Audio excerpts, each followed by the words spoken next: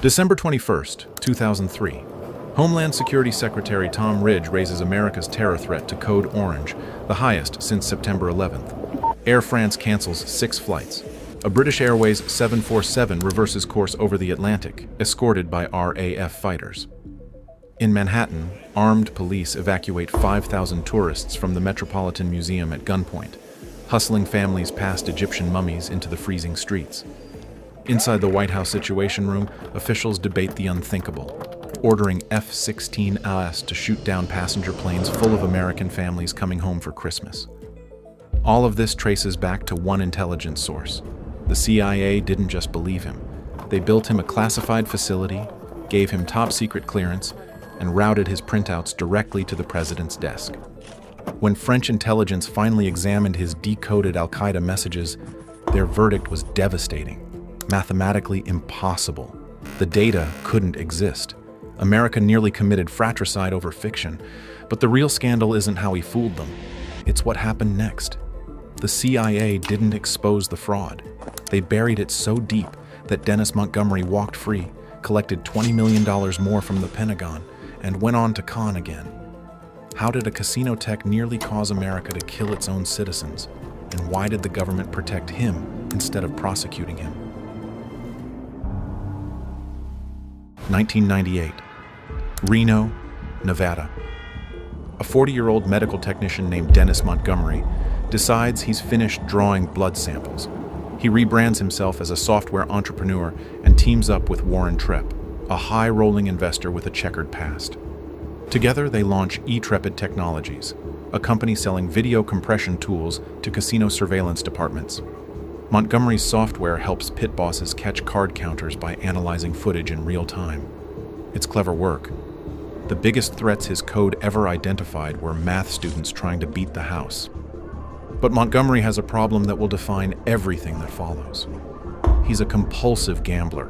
What Vegas insiders call a wall Caesar's Palace treats him like royalty, because he plays until he's buried. He bets 6 figures on weekend binges, chasing losses.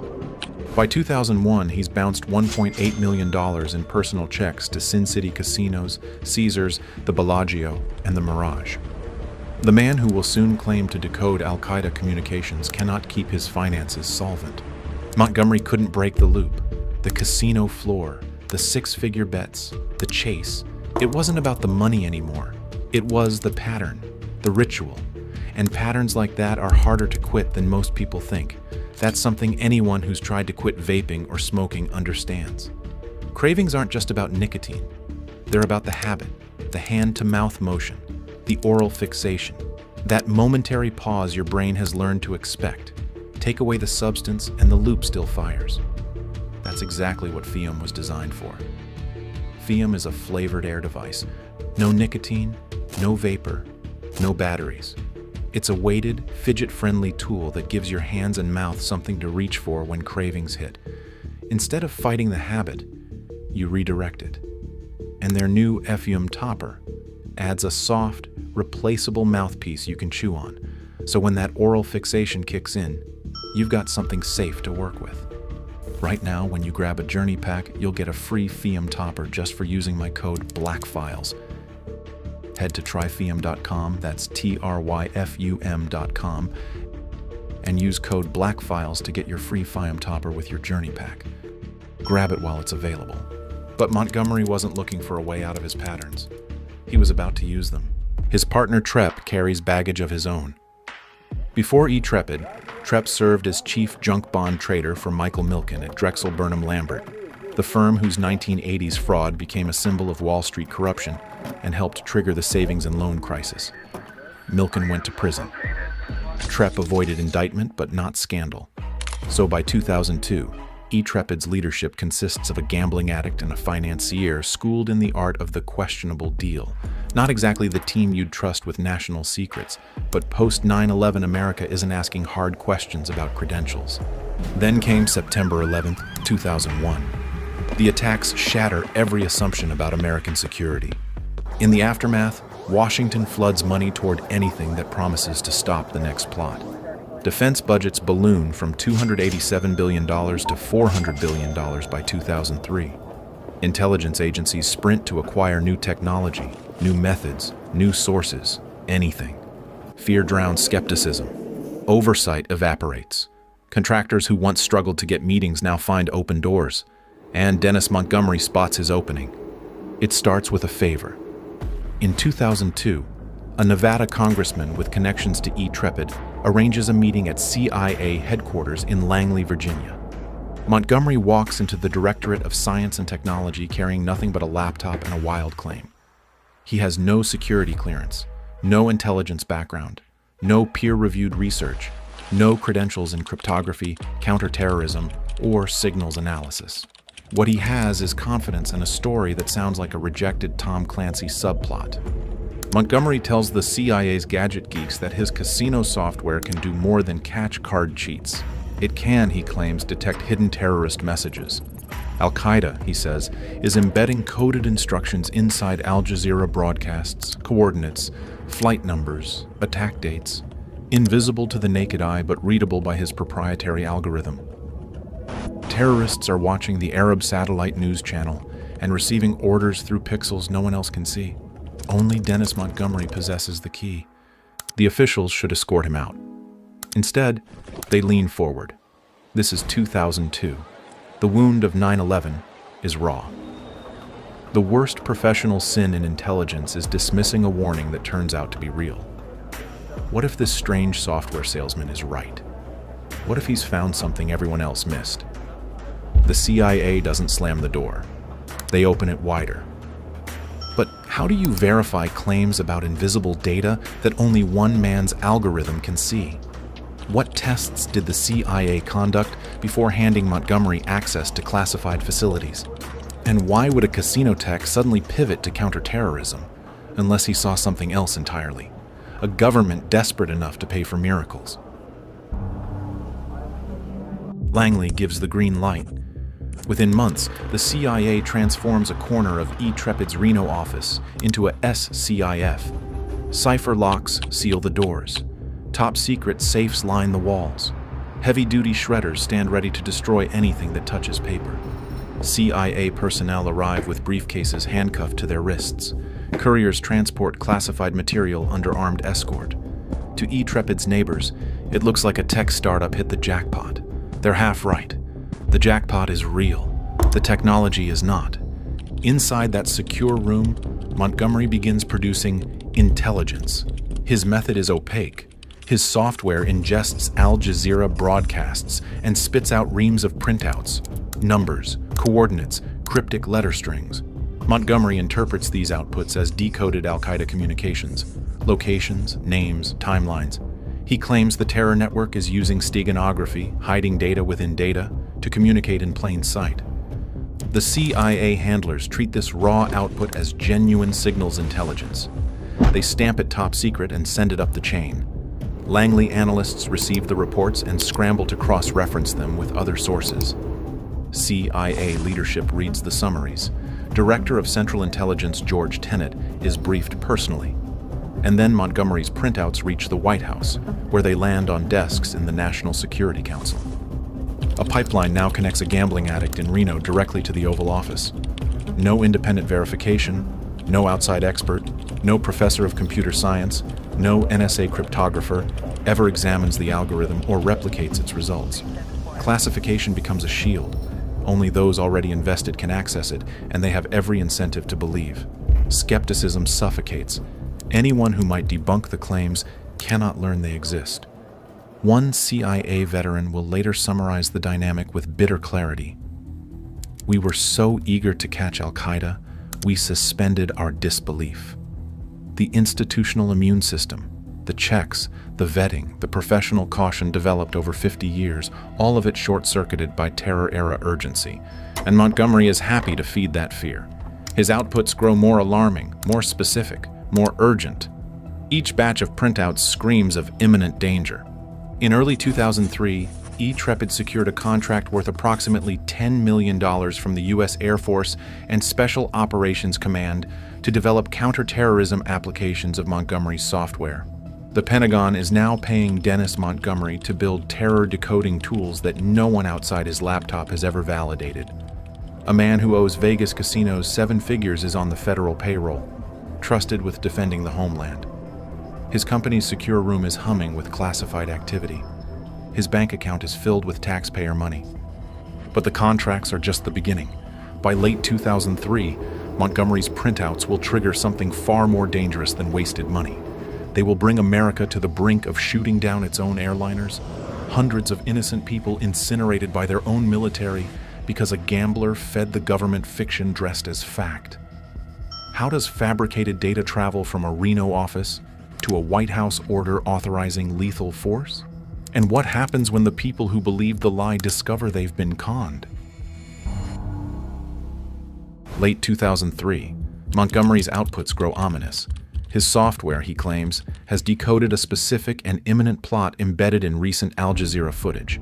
The targets: international flights bound for the United States during the Christmas travel season. The details seem shockingly precise. Air France Flight 68 from Paris to Los Angeles, British Airways routes from London Heathrow, Aeromexico flights from Mexico City. The timing: December 24th through January 2nd. According to Montgomery, Al-Qaeda cells have received instructions to hijack or bomb multiple aircraft simultaneously. A coordinated strike across the Atlantic, the Pacific, and the Gulf of Mexico.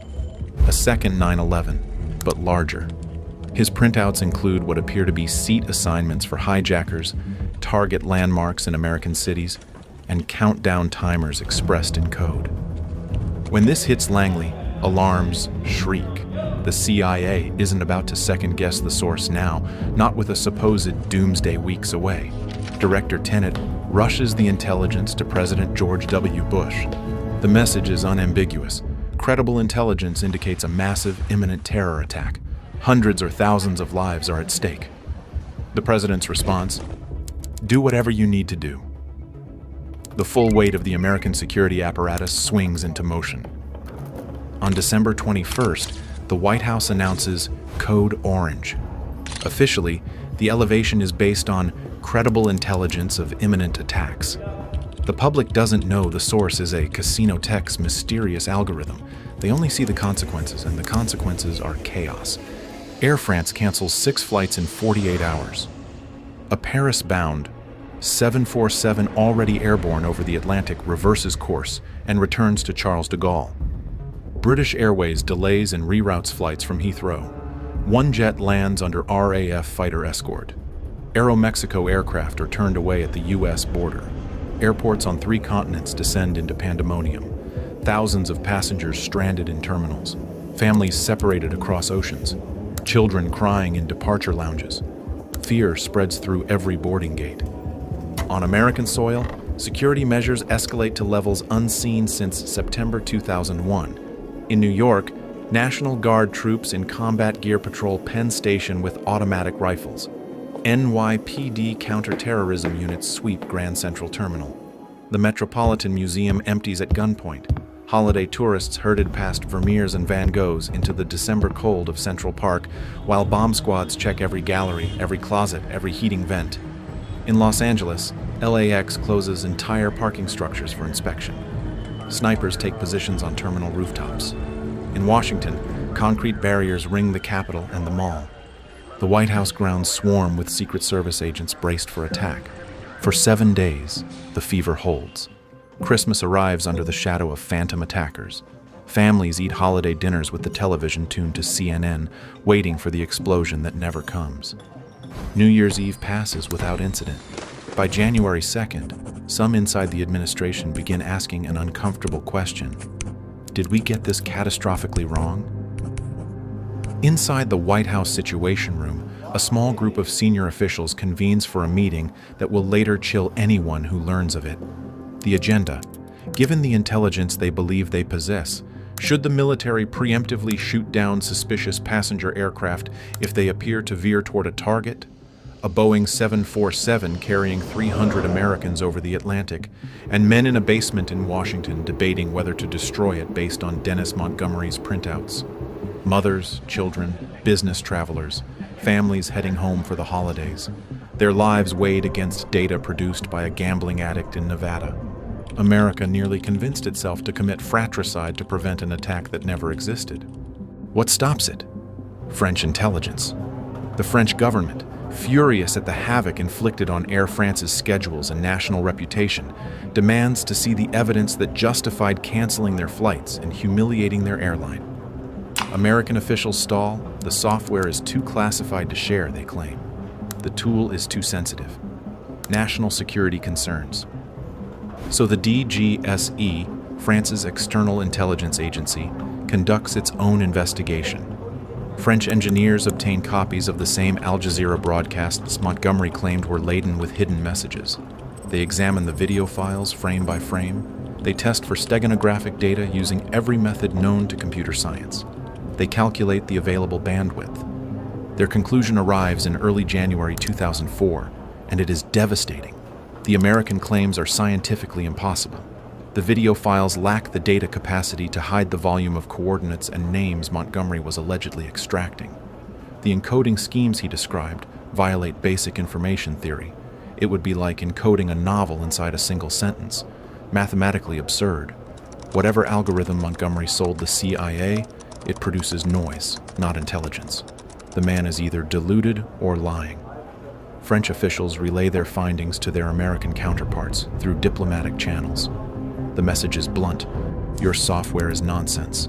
Your source is worthless. You nearly started an international crisis over nothing. The CIA's reaction is volcanic.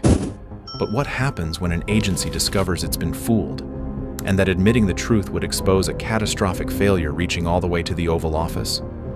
What lengths will they go to in order to bury the embarrassment? And will anyone be held accountable for nearly killing hundreds of innocent people? Inside Langley, the French report detonates. Professionals who staked their careers on Montgomery's intelligence feel duped, humiliated, and betrayed. They had elevated the terror threat to code orange. They had grounded international flights. They had debated shooting down passenger jets, all because they trusted a con man with a laptop. A few insiders had sensed trouble earlier. One junior counterintelligence officer reportedly tried to slow the operation in late 2003. Flagging inconsistencies in Montgomery's outputs. The coordinate formats didn't match known Al-Qaeda communication patterns. The timelines contradicted other intelligence streams. Something felt wrong. His reward for raising these concerns, he was told to shut up and get with the program. Questioning the intelligence meant questioning senior leadership. In a bureaucracy, that's career suicide. So dissent was strangled in its crib, and the machinery rolled forward until the French stopped it cold. Now comes the moment for accountability. Congressional investigations, Senate hearings. A private contractor nearly caused mass tragedy through fraud. Surely there will be consequences. Surely heads will roll. Surely someone will explain to the American public how a gambling addict in Nevada nearly got hundreds of people killed. Instead, the CIA does something extraordinary. It buries everything. In early 2004, once the immediate crisis passes and the holiday threat fades into memory, the agency quietly terminates Montgomery's access. The secure room in Reno is dismantled piece by piece. The cipher locks come off the doors. The safes are emptied and hauled away. Montgomery's classified clearance evaporates. Effectively, they erase him from the intelligence community. But they do it silently. No press conferences, no announcements, no apologies to France for the chaos, no warnings to other U.S. agencies that might still be entrusting this guy with sensitive work. The entire Montgomery affair is sealed under the highest classification levels, not because of what Montgomery found, but because of what he fooled them into believing he found. Inside Langley, there is no comprehensive internal investigation that ever sees daylight. No one is publicly reprimanded. No career ends. The calculation is straightforward. Exposure would humiliate the agency, embarrass the president, shake public trust in intelligence, and reveal to adversaries just how gullible American spycraft had been. The safer path is silence, so silence becomes policy. But the cover-up has a fatal flaw. Montgomery didn't work only with the CIA. He also held contracts with the Air Force and Special Operations Command. And the CIA, jealously guarding its own embarrassment, fails to warn them. Each agency operates in its own silo, protecting its secrets, even from sister agencies that might be making the same mistake. The result is absurd beyond satire. In 2004, after the CIA already knows Montgomery is a fraud, Special Operations Command awards Intrepid a $30 million no-bid contract to continue developing his fictional software. That year, Intrepid Technologies rockets to 16th place among top earners in the entire U.S. defense industry. One arm of the government has identified Montgomery as a con artist. Another arm is shoveling him tens of millions of dollars. The left hand doesn't know what the right hand is hiding. If the system worked, how could different agencies reach opposite conclusions about the same con artist? And if the cover-up was meant to protect national security, why did it ultimately protect only the people who failed? Even Intrepid employees knew the software was smoke and mirrors. Later, FBI investigators will interview staffers who describe in detail how Montgomery rigged demonstrations. When military or CIA representatives attended tests, Montgomery preloaded data and manipulated outputs to simulate success. He would announce what the software would find before running it, because he had planted the results. His own team watched him stage the whole performance, show after show. Some felt uncomfortable. Some exchanged nervous glances. None blew the whistle. The government checks kept clearing, and silence bought complicity. By 2005, Montgomery has extracted millions from federal contracts. But greed and paranoia fracture his partnership with TREP. They battle over money, over ownership of the technology, if it deserves that name, over Montgomery's increasingly erratic behavior. Lawsuits erupt in 2006. Montgomery flees Intrepid with hard drives containing classified material. State secrets now sit in the hands of a disgruntled grifter with a history of lies and a grudge against everyone who once helped him. In August 2006, FBI agents raid Montgomery's Nevada home and seize approximately 50 hard drives and computers. For the first time, investigators outside the CIA's protective bubble examine his materials. The evidence of fraud is overwhelming. Rigged demos, fabricated outputs, millions obtained under false pretenses. Accountability seems inevitable. The evidence is sitting in federal custody. And then, the government faces a choice. Expose the truth and reveal its catastrophic failure to the public, or bury the evidence and let the con man walk free. If the evidence was already in federal custody, who was really being protected by burying it? The Justice Department intervenes, not to charge Dennis Montgomery, but to silence the case.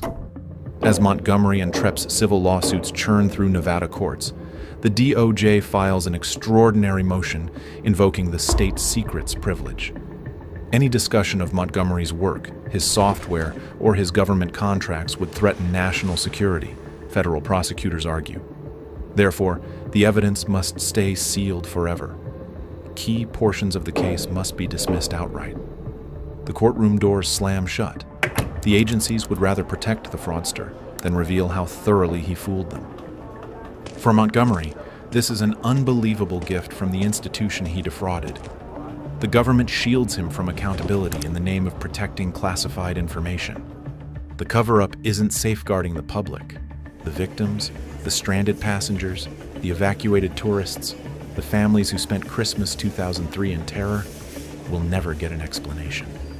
Over 2007 and 2008, federal agents spent 3 days scrubbing Montgomery's seized hard drives, deleting or extracting every fragment of classified data so nothing can spill into a courtroom or a journalist's hands. They aren't preserving evidence. They're erasing institutional humiliation. At the end of it, Montgomery loses his toys but keeps his freedom.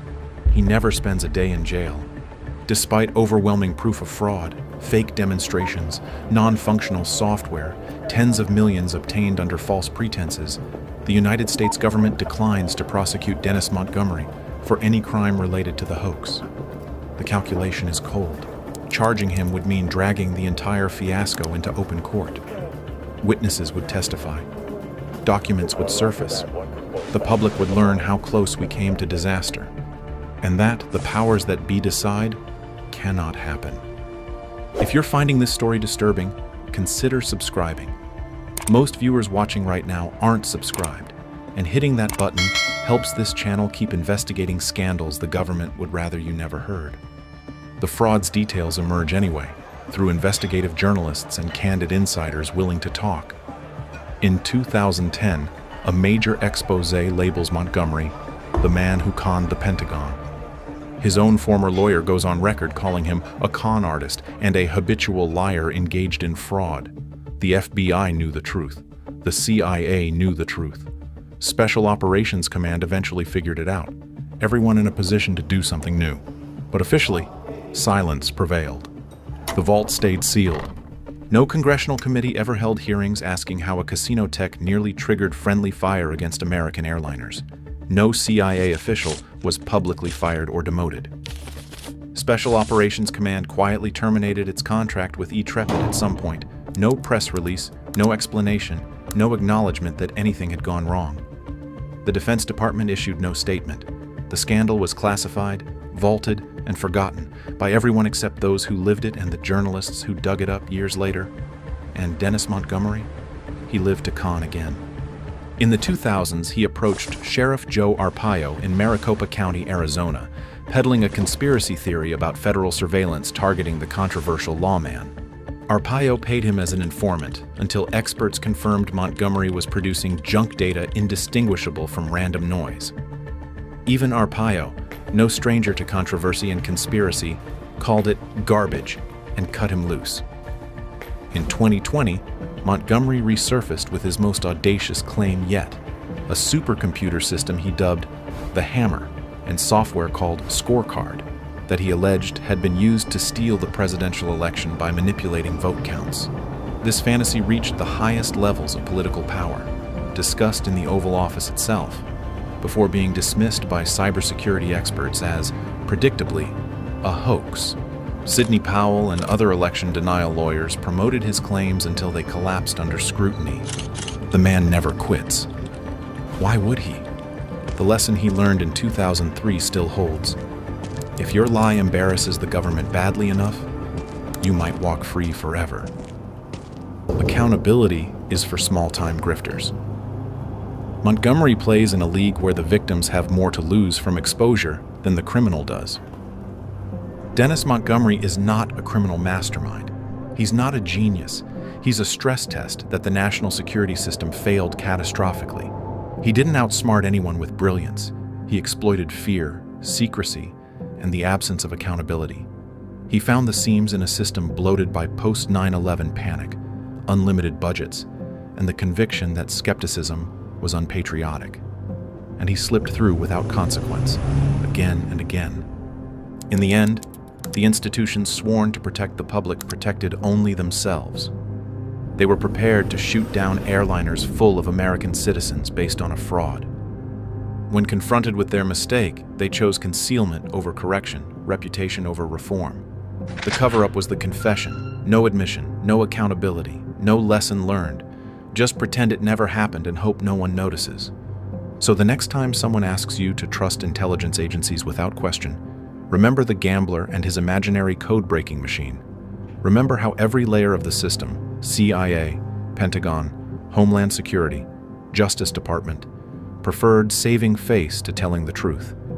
They buried this so deep, they hoped no one would ever catch the stench. If a hoax this absurd could climb to the White House and almost cause mass tragedy before being swept into a classified vault, one question lingers. What else don't we know? And if you want to see another case where the people in charge chose secrecy over honesty, where the cover-up revealed more than the crime, watch our video on the intelligence failures that shape the modern world. The pattern will look disturbingly familiar. And a quick thanks to FIAM for supporting this video. Remember, head to tryfiam.com and use code BLACKFILES for a free FIAM topper with your Journey Pack.